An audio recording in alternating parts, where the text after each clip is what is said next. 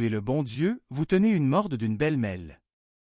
Ah, j'ai répondu, merci beaucoup, monsieur le curé, c'est trop de charité pour une pauvre veuve. Mais dans ma tête, je pensais, c'est ça, mon homme. Tu devrais voir le bordel que ce serait si c'était le bon Dieu qui s'en occupait tout seul sans que je passe derrière avec ma moppe et ma dignité.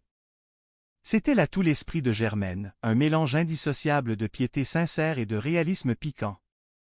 Elle s'était mariée à 18 ans avec Roger Lebrun, une union scellée, selon sa version officielle, par cette maladie fulgurante qu'on appelle la grossesse. Depuis ce jour, sa vie avait été une suite ininterrompue de planchers à récurer, de boîtes à lunch à préparer et de nez morveux à moucher. Soudain, la porte d'entrée s'ouvrit dans un fracas familier sur Carole, sa fille unique. Carole était une force de la nature, une survivante du quotidien jonglant entre ses quarts de travail épuisants comme serveuse et ses manuels de psychologie qui menaçaient de faire exploser son sac à dos et sa santé mentale. « Allô, maman ?» lança Carole en jetant ses clés sur le buffet. « Grand-papa a l'air particulièrement calme ce matin, non ?»« Bin oui, hein » répondit Germaine en rangeant enfin son plumeau. « Je sais pas pourquoi, il doit préparer son prochain mauvais coup. » Elle scruta sa fille avec un œil d'aigle, capable de détecter un cil de travers ou un début de cerne à 10 mètres de distance. « Et, grosse date à ce soir, toi? T'as mis le gros parfum, on dirait que t'as traversé une usine de fleurs de force ou que t'as pris une douche dans le Febreze. »« C'est pas une date, maman, » soupira Carole en levant les yeux au ciel jusqu'à en voir son propre cerveau. « C'est juste un petit verre tranquille avec un collègue pour décompresser. » Germaine croisa les bras sur sa poitrine, arborant son masque de scepticisme le plus profond, celui qu'elle réservait aux politiciens et aux vendeurs itinérants. Un petit verre tranquille. Ça, Carole, c'est le mensonge universel des hommes depuis l'invention du houblon. Les autres, ils s'imaginent que la vodka, c'est juste un lubrifiant mécanique pour faire tomber les petites culottes plus vite que la foudre sur un paratonnerre. « Maman, s'il te plaît » s'exclama Carole en sentant le rouge lui monter aux joues comme une alerte incendie. « Tu peux bien rire, ma grande, mais tu sens me le dire, toi. Une seconde, tu es là, toute fine, en train de siroter un pina colada en faisant la conversation sur Freud, et la seconde d'après, vélan. Tu as les 2 pieds jetés dans les étriers, et il y a le docteur qui crie « Ne poussez pas vers vous, madame, le bébé arrive au 10. » J'ai compris le message, maman, dit Carole en saisissant son sac pour s'échapper avant que la métaphore ne devienne plus graphique. Tu es vraiment spécial. Unique en ton genre. Oh beau, tout ça pour ça, murmura Germaine alors que la porte claquait. Bon, j'y vais aussi, maman.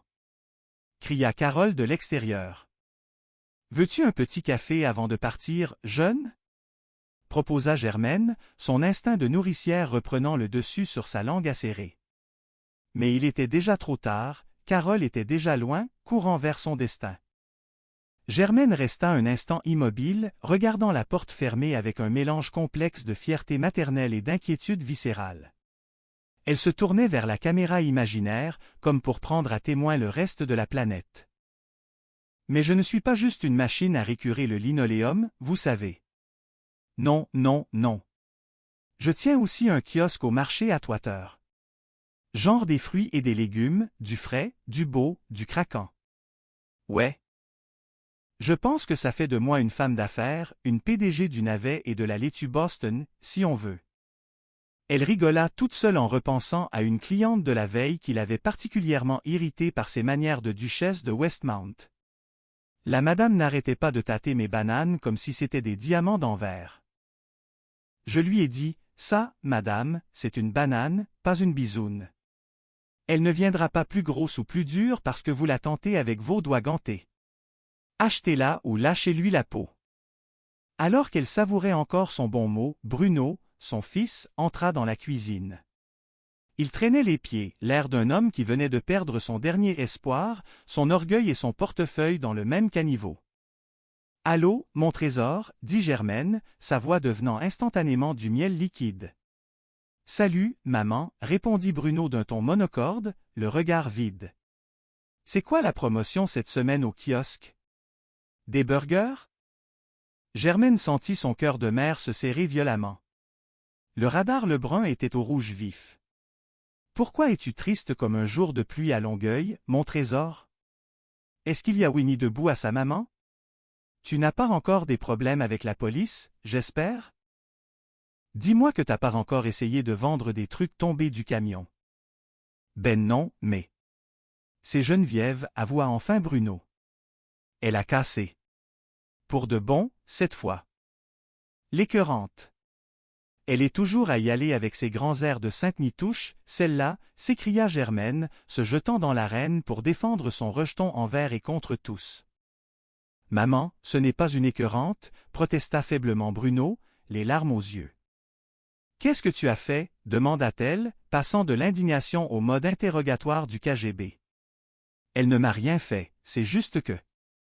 Pour être honnête, je n'ai pas envie d'en parler, maman. C'est privé.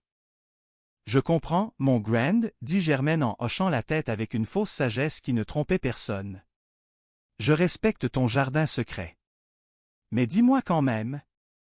Qu'est-ce que tu as fait au juste? T'as oublié son anniversaire? T'as regardé une autre fille? Maman? Je n'ai pas envie d'en parler. Répéta Bruno en s'enfuyant vers l'étage, ses pas résonnant lourdement dans l'escalier. Germaine resta seule dans sa cuisine, le silence n'étant troublé que par le ronflement soudain d'Adélard au salon, qui ressemblait à un moteur de tracteur en fin de vie. Entre un beau-père qui hibernait, une fille qui risquait de finir les pieds dans les étriers et un fils au cœur en miettes, sa journée ne faisait que commencer. Mais elle était Germaine Lebrun, et s'il y avait un incendie émotionnel à éteindre, elle avait déjà l'extincteur à la main et le courage au ventre. Chapitre 2 Le docteur et la perruche.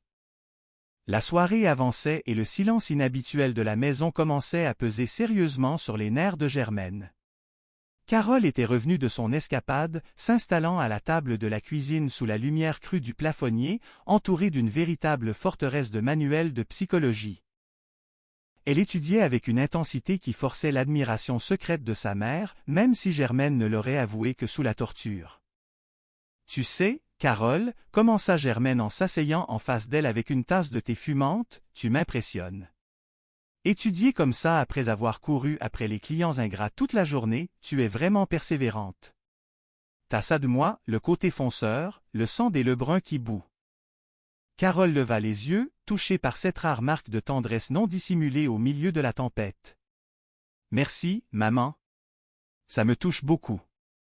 C'est sûr que je suis biaisé, tu es ma fille unique, mon petit miracle à prétendre fort.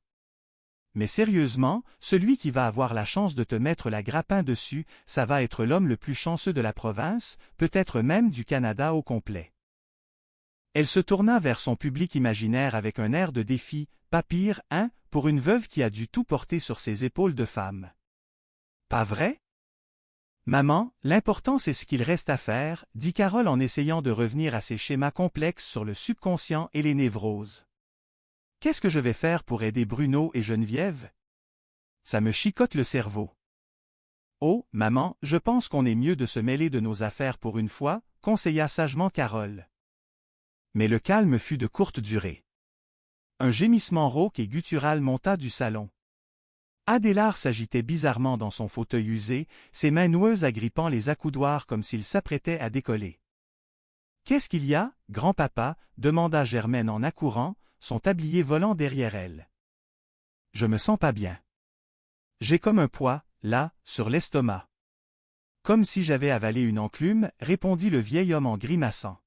« Tu as 92 ans, Adélard, c'est normal que tu te sentes pas comme un jeune premier de 20 ans qui va danser le disco, répliqua Germaine avec sa franchise légendaire. Maman, s'exclama Carole, arrivant à la rescousse, peut-être qu'il est malade pour vrai cette fois. On ne devrait pas appeler le docteur Lépine? Le docteur Lépine. S'indigna Germaine. Cet homme-là charge 100 piastres de la chouette, et tout ça en dessous de la table, j'en suis sûr.